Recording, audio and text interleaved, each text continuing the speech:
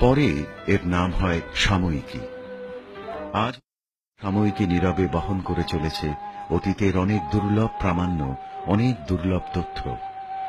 জাতীয় উন্নতিকল্পে যখন যে কাজে তার ডাক পড়েছে, তখনই তিনি অন্তরের সবটুকু আগ্রহ নিয়ে ঝাঁপিয়ে পড়েছেন তার মাঝে।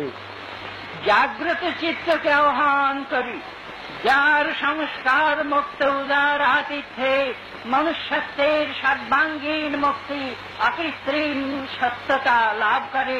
এখান থেকে এই প্রার্থনা মন্ত্র যুগে যুগে উচ্ছ্বসিত হতে থাক। বাঙালির পণ, বাঙালির আশা, বাঙালির কাজ, বাঙালির ভাষা।